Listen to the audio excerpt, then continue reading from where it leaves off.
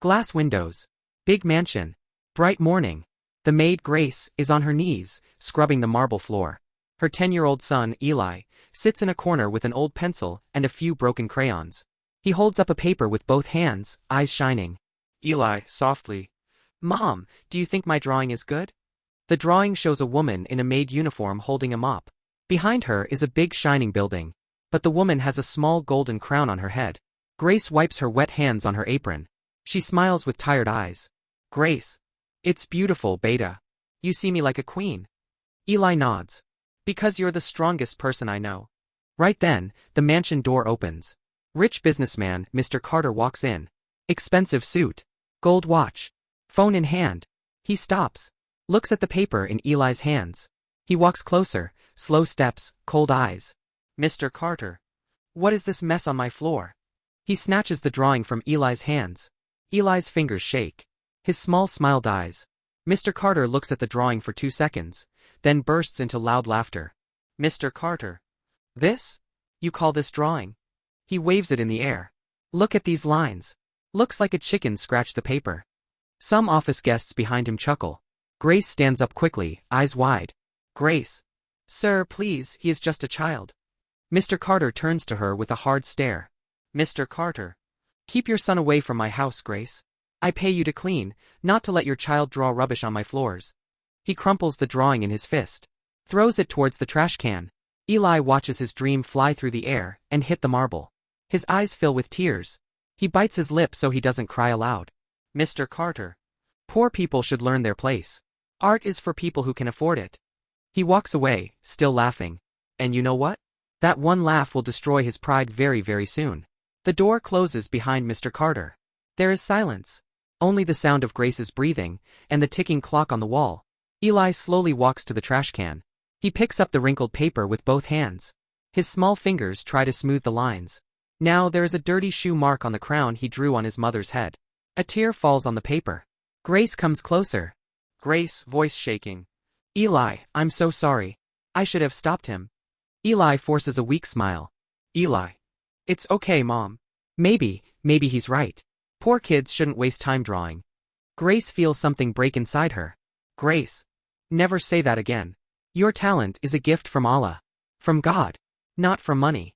She hugs him tight. Her hands smell like cleaning chemicals and soap. His shirt becomes wet with her tears. Just then Mia, Mr. Carter's rich daughter, comes down the stairs. She is 12. Neat hair. Fancy clothes. New shoes. Mia looks at them with a bored face. Mia. Dad says your son draws trash. Why are you crying? It's just paper.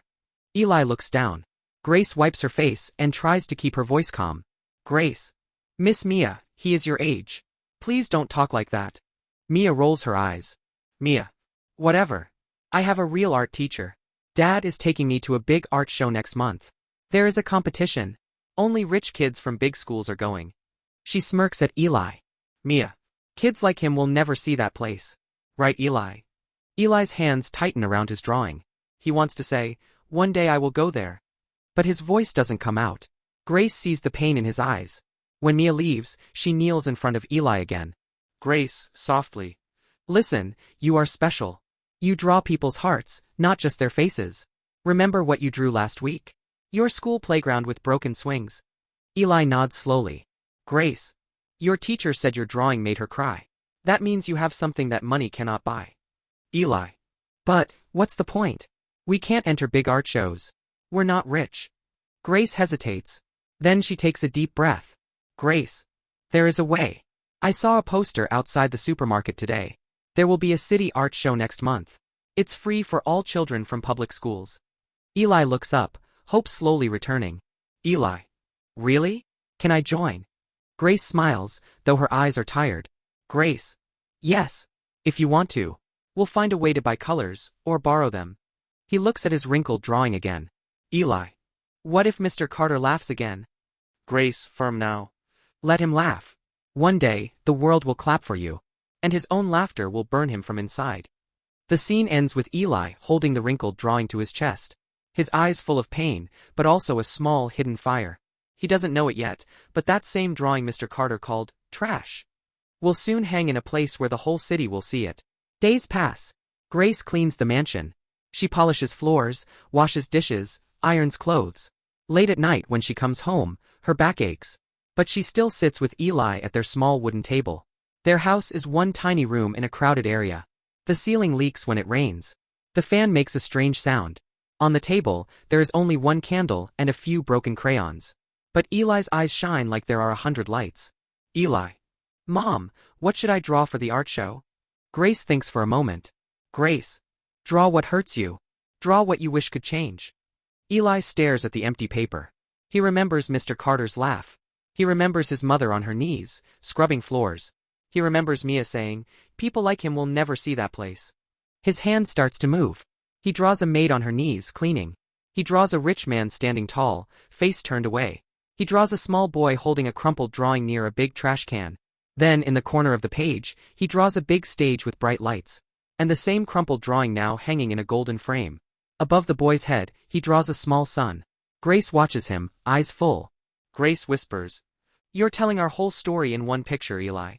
Sometimes she stops and rubs his shoulders. Grace. Take a break. Your hand must be hurting. Eli shakes his head. Eli. No, Mom. When I draw, I feel strong. Meanwhile, at the mansion, Mr. Carter sits in his big office at home, scrolling his phone. Mia walks in with a tray of expensive art supplies. Mia. Dad, my teacher says I should join the city art show too. All the important people will be there. Mr. Carter smiles proudly. Mr. Carter. Of course, Princess. We will make sure you win. If we don't win with talent, we'll win with money. He laughs, but this time it is a confident, proud laugh. Mia. My teacher said the judges like emotional drawings. Like poor people, sad scenes, broken things, you know that type. Mr. Carter smirks. Mr. Carter. Emotional? That's easy.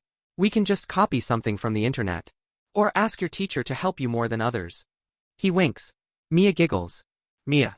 Dad, you always know how to win. He pats her head. Mr. Carter. That's why I'm rich. People like Grace, and her little drawing boy. They are just background in our story. Back in the small house. The night before the art show, Eli's drawing is finally complete. The maid in the picture has tears in her eyes. But there is a faint glow around her head, like a hidden crown. The boy's face in the drawing looks brave, not scared. Grace's hands shake as she holds the paper. Grace, in a whisper. This is not just a drawing. This is your heart on paper. Eli, nervous. What if the judges don't like it? Grace cups his face. Grace. Maybe the judges don't see. Maybe the crowd doesn't clap. But I see you. And I clap for you from my heart, okay? He nods, eyes wet. The next morning, Grace holds Eli's hand as they walk to the big art hall. Outside, expensive cars line up. Flashes from cameras. Children in fancy clothes. Eli tightens his grip around his rolled-up drawing. He whispers, Mom, I feel so small here. Grace squeezes his hand. Grace. You're not small. You are a giant here. You just don't know it yet. And then, from a shiny black car, Mr. Carter and Mia step out. Mia is wearing a new dress. She holds a big framed painting. It looks strangely similar to something. A maid on the floor. A rich man. A child watching. Eli stops, shocked. Eli, under his breath. Mom, that looks like my idea. Did Mia's teacher borrow Eli's story? Or did someone else steal his idea? Either way, both drawings are now going inside the same art show. Inside the art hall, the walls are full of paintings. Landscapes. Flowers. Abstract lines. Rich kids laughing, pointing at each other's work. Eli's drawing sits in a simple white frame. No glass. No gold. Next to it, Mia's drawing hangs in a thick, shiny frame with golden edges. People stop more at Mia's painting. Rich guessed one. Wow, such a deep message. A maid, a child, struggle. So emotional. Rich guessed two. Her father is Mr. Carter, right? Big businessman. Of course the girl is talented. They move past Eli's drawing, without even reading the small card under it. The card has his name. Artist, Eli Grace. Title, The Invisible Crown. He watches, heart sinking. Eli whispers, Mom, nobody is looking at mine. Grace bites her lip, trying not to cry. Grace. Wait, Beta. Just wait. On the other side, Mr. Carter stands proudly near Mia's painting. Mr. Carter, loud enough for others to hear. My daughter worked very hard on this. Her teacher says it has a high chance to win. Mia smiles like a queen. Mr. Carter's eyes suddenly land on Eli and Grace across the hall. He smirks. Mr. Carter. Oh look. The cleaning lady and her little Picasso are here too. He walks over. He looks at Eli's drawing, slowly, up and down. Then he laughs again. Mr. Carter. You brought your scribbles here? You really think this can compete with my daughter's art? Eli's ears ring. His face turns red. Grace steps in front of him. Grace, trying to stay calm. Sir, this show is open for everyone. We have the right to be here. Mr. Carter shrugs. Mr. Carter. Sure. Everyone has the right to lose. He leans closer to Eli. Mr. Carter. Remember what I told you? Poor people should know their place. This stage is not for you. For a moment, even the lights feel harsh. Eli wants to rip his drawing off the wall and run. If you were in his place, what would you do? Before anything else can happen, a voice echoes through the speakers. Host. Ladies and gentlemen, please take your seats. The judges have made their decision. Everyone gathers in front of the small stage. 3 judges sit with serious faces. They have a stack of papers in front of them. Judge 1. Today, we saw many beautiful paintings. But 2 stood out. They both showed the pain of the working class. Maid, child, rich man, a very strong story. Mr. Carter smiles proudly. He whispers to Mia. Mr. Carter. They're talking about you. Eli looks down at his shoes. He thinks.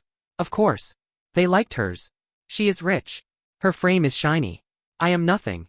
Judge 2 continues. Judge 2. But we noticed something. One of these paintings looked too perfect. Too polished. The other looked rough. But it had a real soul. Real pain. The big screen behind them lights up. First, Mia's painting appears. Mia squeezes her father's hand. Judge 3. This one is technically good. But when we asked the young artist about the story, she said, my teacher told me to draw poor people because judges like that. The crowd murmurs. Some people frown. Mia's smile fades a little. Mr. Carter shifts uncomfortably. Judge 1. Now the second painting. The next slide appears. It is Eli's drawing. The maid with tears, the boy with the crumpled paper, the stage in the corner, the invisible crown shining lightly. Judge 1, voice softer now. This boy told us, I drew my mother. She cleans houses, but in my eyes, she has a crown. I drew myself holding my ruined drawing. Because someone laughed at my art and threw it in the trash. But in my heart, I believe one day my art will hang on a big stage. Grace covers her mouth. Tears roll down her cheeks. Eli's body freezes. Mr. Carter's face drains of color. Judge 2. He did not say who laughed at him. He did not blame anyone. He just said, I want my mother to feel proud, not ashamed. That is real emotion. That is real art. Judge 3 stands up. Judge 3. So, the winner of the Best Emotional Art Award, and a full scholarship to the city's best art academy, is... Time slows. Eli can hear his heart beating in his ears. Judge 3 smiles. Eli Grace, for his painting The Invisible Crown. The lights flash. The hall fills with applause. For 1 second, Eli doesn't move. Then Grace pushes him gently. Grace, in a broken whisper. Go, Beta. This is your stage. He walks slowly to the front. His legs feel weak. The judges place a medal around his neck. They hand him a certificate and an envelope. Judge 1. You have a gift, Eli. Never stop drawing. When he looks up, he sees something he never thought he would see. Mr. Carter, looking at him with wide eyes and a red face. Everyone is whispering. Rich guest. Did you hear? Someone laughed at that boy's drawing and threw it in the trash. Another guest. Disgusting. How can people be so cruel? Some of them glance at Mr. Carter. They know his attitude with workers. Mia tugs at her father's sleeve. Mia, quietly. Dad, the story, it's about you, isn't it? Mr. Carter's throat feels dry. He remembers that morning. The crumpled paper. His own laugh bouncing off the marble walls. For the first time, he feels something new. Not pride. Not anger. Shame. Later, when the crowd spreads out, Mr. Carter walks slowly toward Grace and Eli. He is not laughing now. His shoulders are slightly bent. His voice is low. Mr. Carter. Grace. Eli. I need to talk to you. Grace stands straight, protective. Grace. Yes, sir. Mr. Carter looks at Eli's medal. His eyes start to fill with tears. Mr. Carter. I was wrong. I was very, very wrong. He turns to Eli. Mr. Carter, voice shaking. You showed me something today. Talent has nothing to do with money. Your art, it touched everyone here. It also broke my ego. A tear rolls down his cheek. He doesn't even wipe it. People nearby watch in surprise. The rich, powerful man is now standing small in front of the maid's son. Mr. Carter. I'm sorry I laughed at your drawing. I'm sorry I made you feel small. You didn't deserve that. No one does. Eli looks at him, confused. Eli, softly. You hurt my mom more than me, sir. Grace blinks, not expecting that. Mr. Carter nods, ashamed. Mr. Carter. I know. Grace. I'm sorry. He takes a deep breath. Mr. Carter. From today, I will pay for Eli's art school, along with the scholarship. And at my company's main office. I want your painting The Invisible Crown to hang in the lobby. So every rich person who walks in remembers. The people who clean their floors also wear crowns. Grace cannot hold her tears anymore. She cries openly, hands shaking. Grace. Why now, sir? Why this change? Mr. Carter looks around at the hall, at the painting, at his own trembling hands. Mr. Carter. Because today, for the first time, I saw myself through your son's eyes. And I did not like the man I saw. For a moment, no one speaks. Then, slowly, Eli steps forward. He holds out his hand. Eli. I forgive you, sir. But please, never talk like that to any poor child again. Mr. Carter takes his hand with both of his. Mr. Carter. I promise. Mia walks closer, eyes wet. Mia. I'm sorry too, Eli. I thought being rich made me better than you. But your painting was better than anything I have ever done. Eli gives a small smile. Eli. We can draw together sometimes if you want. Mia nods quickly. In that moment, the line between rich and poor becomes a little thinner. As they leave the hall, Eli walks beside his mother, metal shining on his chest. People move aside for them with respect. Grace looks up at the big bright banner. City Art Show, celebrating young talent. She whispers to herself. Today, my son did not just win an award. He won our dignity. And high on the wall, in a golden frame, the invisible crown watches everyone who enters, rich or poor, quietly reminding them. Never laugh at someone's dream. The heart you crush today may stand above you tomorrow. Have you ever seen someone get mocked for their talent or dream? Remember this story. And be the person who claps for them, not the one who laughs.